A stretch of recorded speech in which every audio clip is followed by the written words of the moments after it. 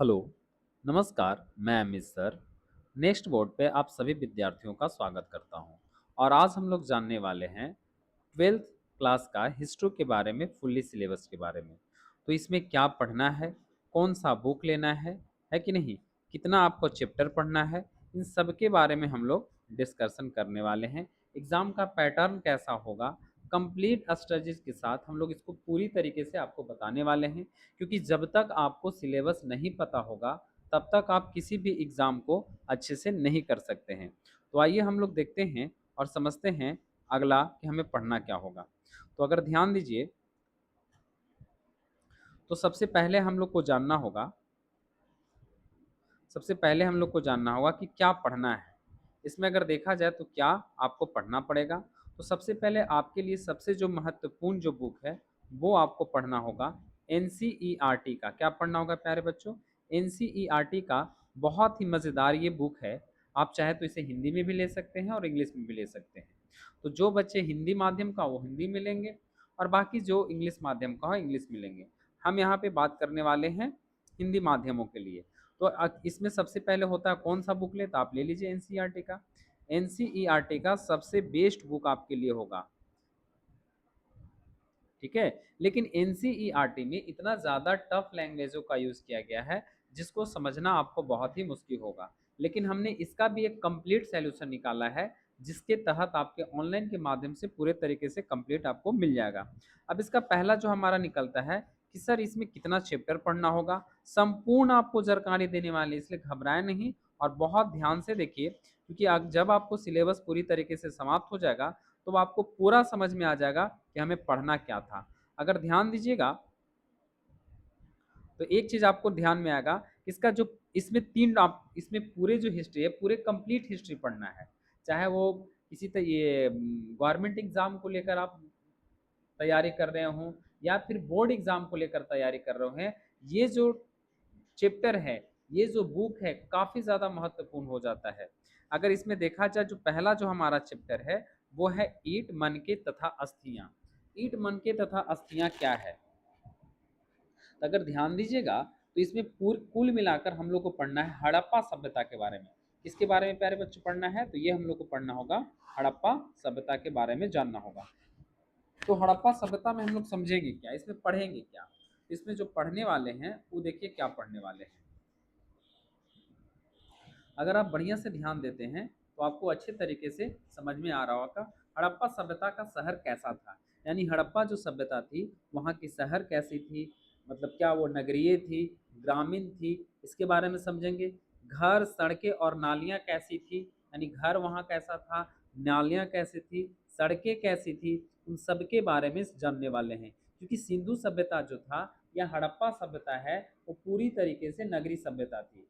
तो क्या वहाँ पे क्या-क्या था उन सब के बारे में समझेंगे। लोग क्या काम करते थे, आखिर वहाँ के रहने वाले जो लोग थे, किस प्रकार से काम किया करते थे? क्या वो व्यापार करते थे? क्या वो कृषक थे? क्या वो पशुपालन थे? तो पूरी कंप्लीट आपको सिलेबस के तहत आपको जानकारी मिल जाएगा। कम से कम आपको ये तो एक फ़िल्म का जो ट्रेलर होता है उससे आपको थोड़ी-सी कहानी तो पता चल जाती है। सेम समझिए कि आपका जो हिस्ट्री का है वो आपका ट्रेलर ही चल रहा है। इसके बाद व्यापार और कला कैसा था, वहाँ का व्यापार कैसा था, कला कैसा था, खुदाई से मिली वस्तुओं से इतिहास कैसे पता लगता है। यानी अगर मान के चलिए कि खुदाई से बहुत सारा वहाँ से वस्तु निकाला गया है तो उनकी पता कैसे चलता है कि ये इतना ही पुराना था, चाहे ये जो सामान मिला ये इस शहर के थे। तो उन सब के बारे में हम लोग जानने वाले हैं। कंप्लीट है। अब देखिए, अब हम लोग को दूसरा जो है, दूसरा जो टॉपिक है इसके तहत क्या मिलेगा पढ़ने के लिए। इसके तहत जो आपको मिलने वाला है वो मिलने वाला है आपका कि राजा, किसान और नगर। यानी इन तीन टॉपिक के बारे में पढ़ना है। यानी राजा कैसा था, किसान कैसे थे, नगर की क्या वर्ण व्यवस्था थी, वहाँ की प्रशासन कैसे था, टैक्स वगैरह कैसे था, उन सब के बारे में देखने वाले हैं। तो आइए हम लोग एकदम बहुत बढ़िया से देखते हैं। देखिएगा इसमें क्या क्या पढ़ना होगा। यानी जैसे कि मैंने टॉपिक के साथ आपको बताया था कि इसमें क्या आपको पढ़ना होगा, इसके तहत देखिएगा, ध्यान दीजिएगा। तो सबसे पहले बार आपको पढ़ना होगा जैसे महाजनपद। यानी महाजनपद वहाँ कैसे थे, महाजनपद के बड़े राज्यों का विकास कैसे हुआ, कितने महाजनपद थे, उसमें से मजबूत महाजनपद कैसा था, है कि क्या महाजनपद में राजा का बेटा ही राजा बनता था, या वहाँ पे चुनाव वगैरह कराए जाते थे, तो इसके बारे में भी हम लोग बहुत ही गहन अध्ययन से समझने वाले हैं। किसान का जीवन कैसा था, कर व्यवस्था कैसा था, किस तरह का टैक्स लिया जाता था, नगर में व्यापार और विकास कैसे हुआ। खास करके इसमें से टॉपिक पढ़ना है जिसका नाम है मौर्य। मौर्य जैसे साम्राज्य का उदय कैसे हुआ, इसका पतन कैसे हुआ, इन सब के बारे में समझने वाले हैं। क्लियर है आपको? इसके साथ तीसरा जो हमारा टॉपिक होगा, तीसरा नंबर का जो टॉपिक होगा, वो तीसरा जो टॉपिक होने वाला है, वो टॉपिक होने वाला है वर्ण व्यवस्था के बारे में, जाति के बारे में होने वाला है। यानी परिवार और समाज की व्यवस्था कैसी थी, यानी परिवार के बारे में, तो परिवार का व्यवस्था कैसा था, जाति व्यवस्था कैसी थी, महिलाओं की स्थिति कैसी थी, महाभारत में समाज की जानकारी हमको कैसे मिलती है, तो इन सब के बारे में बहुत ही कंप्लीट तरीके से देखेंगे। इसके साथ साथ हम लोग तीसरा जो चौथा जो टॉपिक होगा, चौथा टॉपिक, उसके अंतर्गत हम लोग को क्या पढ़ने को मिलेगा, इसके अंतर्गत आपको मिल जाएगा पढ़ने के लिए सांस्कृतिक विकास। यानी भारत का जो सांस्कृतिक है उसका विकास में किन किन लोगों का योगदान था। इसमें अगर देखा जाए इसमें क्या पढ़ना है, मूल रूप से इसमें पढ़ना है आपको बौद्ध धर्म के बारे में, जैन धर्म के बारे में, उपनिषदों के बारे में, इन सब के बारे में आपको सांस्कृतिक विकास के बारे में आप लोग को जानना होगा। क्लियर है आपको यहाँ तक? अब देखते हैं अगला जो हमारा होगा, इसके तहत अगला जो हमारा होगा इसके तहत हम लोग क्या देखने वाले हैं। अगर ध्यान दीजिएगा तो जो हमने अभी आपको बात किया था कि इसमें तीनों आपको इतिहास पढ़ना होगा, चाहे वो चाहे वो मान लीजिए कि प्राचीन हो, मध्यकालीन हो या आधुनिक हो। तो मैंने आपको प्राचीन के बारे में समझा दिया कि प्राचीन में कौन कौन से टॉपिक और कितना टॉपिक पढ़ना है। अब देखेंगे मध्यकालीन भारत में। तो मध्यकालीन भारत में जब देखिएगा, जिसमें आपको पढ़ना होगा भारत आने वाले विदेशी यात्रियों का अनुभव। यानी भारत भारत आने वाले जितने भी विदेशी विदेशी यात्री थे उनमें भारत का क्या अनुभव रहा है। जैसे कि वेनसांग भारत में आया, वेंगसांग आया, फाहियान आया है ना, इब्न बतूता वगैरह आया। ये सब जब भारत में आए तो इनका क्या प्रभाव रहा है, इन्होंने भारत के बारे में कैसा अनुभव किया, तो उन सबके बारे में जानने वाले हैं। दूसरा बात हम लोग देखेंगे, उन्होंने भारत के समाज को कैसे देखा। जब वो भारत आए तो भारत का जो वर्ण व्यवस्था था, समाज की जो व्यवस्था थी, उन्होंने वो कैसे देख पाए। इसमें कुल मिलाकर हम लोग को पढ़ना होगा, खासकर इसमें दो चीज अगर आप पढ़ लेते हैं तो पूरी तरीके से कंप्लीट हो जाता है। बोलिए क्या सर कंप्लीट हो जाता है? तो एक आपको पढ़ना होगा दिल्ली सल्तनत और एक आपको पढ़ना होगा मुगल वंश। अगर ये दो चीज आकर पढ़ लेते हैं तो पूरी तरीके से इन सभी में चीज आपका शामिल हो जाएगा। भारत आए थे कि भारत में आने वाले विदेशी आक्रमण किसके शासनकाल में आए, उन्होंने समाज को कैसा देखा, पुस्तकें कौन कौन सी लिखी, उन सब के बारे में कंप्लीट आपका तैयारी यहाँ से हो जाएगा। देखिए इसके बाद भारत आने के बाद कुछ प्रॉब्लम हुआ, जैसे कि आप देखोगे सूफी संत का परंपरा आ गया, क्योंकि बहुत सारे धर्मों में कुछ न कुछ कुरीतियां थी। तो उन कुरीतियों से जो व्यक्ति परेशान थे उन्होंने क्या किया कि वहां से हटकर एक अलग से मतलब धर्म की ओर चले गए, एक भक्ति आंदोलन की ओर चले गए। जिसमें से आप देखिएगा कुछ का नाम है जैसे कबीर हो गए, मीराबाई हो गया, है ना, मीराबाई हो गई, उसके साथ साथ गुरु नानक वगैरह हो गए।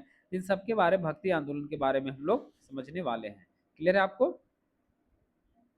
फिर हम लोग इसमें क्या देखने वाले हैं, तो इसमें हम जैसे कि आप देखिएगा भक्ति आंदोलन के बारे में मैंने दो व्यक्तियों का नाम बताया, जिसमें से शामिल क्या क्या है, जिसमें से आपको शामिल मिल जाएंगे, जिसमें से आपको शामिल मिल जाते हैं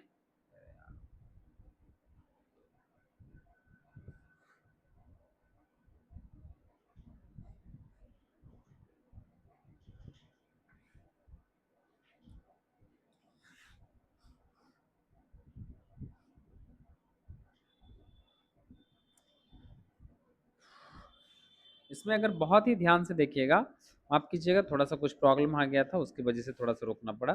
सातवां जो हम देखेंगे, सातवां जो हमारा होगा, इसमें एक समाज की राजधानी, यानी समाज की राजधानी कैसी थी, यानी विजयनगर जो साम्राज्य बना वो कैसे बना, किससे टूटकर अलग हुआ, उसकी स्थापना किसने की, किन किन राजाओं के साथ युद्ध लड़ा, है ना। मौर्य साम्राज्य के बारे में, मतलब सॉरी विजयनगर साम्राज्य के बारे में पढ़ना है, उसकी राजधानी की विशेषता के बारे में समझना होगा, उनके बाजार के बारे में समझना होगा, साथ साथ में मंदिर एवं प्रशासन के बारे में, सभी के बारे में समझना होगा। यानी दक्षिण भारत का एक बड़ा राज्य के समूह राज्यों के बारे में हमको संपूर्ण जानकारी हम लोग को मिलने वाला है। अब हम लोग को अध्याय 8 में क्या क्या पढ़ना होगा, तो अगर 8 आप ध्यान से देखते हैं तो इसमें हम लोग को पढ़ना होगा किसान। क्या पढ़ना होगा प्यारे बच्चों? इसमें पढ़ना होगा हम लोग को किसान, दूसरा पढ़ना होगा जमींदार और तीसरा पढ़ना होगा राज। क्या पढ़ना होगा? राज, जिसके तहत मुगल इसमें शामिल हो जाते हैं। यानी कुल मिलाकर आपको पढ़ना होगा मुगल एम्पायर के बारे में, कुल मिलाकर आपको पढ़ना होगा खेती के बारे में, कुल मिलाकर आपको पढ़ना होगा जमींदारी की भूमिका, मुगल में प्रशासन और कर की व्यवस्था क्या थी। तो ये सारे टॉपिक आपको टॉपिक नंबर 8 में कंप्लीट होने वाला है। समझ में आ गया बात? यानी मुगल मुगल में खेती और शासन कैसे चलता था, कुल मिलाकर आपको इसके बारे में एक जानकारी आपको ओवरऑल मिलने वाला है। क्लियर है? आपको समझ में आ रहा होगा। जैसे कि आधुनिक भारत में मैंने आपको बताया था कि सर आधुनिक भारत में आप पढ़ाने वाले हैं, इसमें क्या पढ़ाने वाले हैं? तो उपनिवेशिकवाद और देहात, यानी जो भारत में अंग्रेज जब आए थे तो मतलब अंग्रेज का क्या हमारे देश में रोल रहा, उन्होंने हमारे देश को कितना लूटा, कितना दिया, है ना, कितने कौन कौन से नियम कानून लागू किए जो आज तक भारत के द्वारा चलाया जा रहा है, तो उन सब के बारे में देखेंगे। जैसे कि अगर देखा जाए इसमें पढ़ने के लिए अंग्रेजों की भूमि नीति क्या थी, यानी उन्होंने भूमि के लिए कौन सी नीति बनाए, किसानों को समस्या क्या थी, गांव में उन्होंने क्या बदलाव किया। यानी मिलनी रूप से अगर देखा जाए तो इसमें हम लोग को पढ़ना है ब्रिटिश राज के बारे में, इसके बारे में पढ़ना है, ब्रिटिश राज के बारे में पढ़ना है। यानी अंग्रेजों के आने से भारतीय गांव और किसान पर क्या प्रभाव पड़ा। जब अंग्रेज जब भारत आए तो उसके तहत भारतीय गांव में क्या प्रभाव पड़ा और किसानों पर क्या प्रभाव पड़ा, इसके बारे में हम लोग जानने वाले हैं। क्लियर है आपको? आपको कुछ न कुछ नॉर्मल सी चीजें आपके बातें समझ में आ गई होगी। आगे हम लोग देखेंगे इसके तहत क्या पढ़ना होगा। तो असहयोग आंदोलन के बारे में जानना होगा। इसके साथ साथ हम लोग जानना है सविनय अवज्ञा आंदोलन के बारे में, स्वतंत्रता में संघर्ष में गांधी जी की क्या भूमिका थी। यानी मिलनी रूप से आपको कोई भी टॉपिक यहाँ से नहीं छूट रहा है जिसके तहत आप एग्जाम को क्रैक नहीं कर सकते हैं।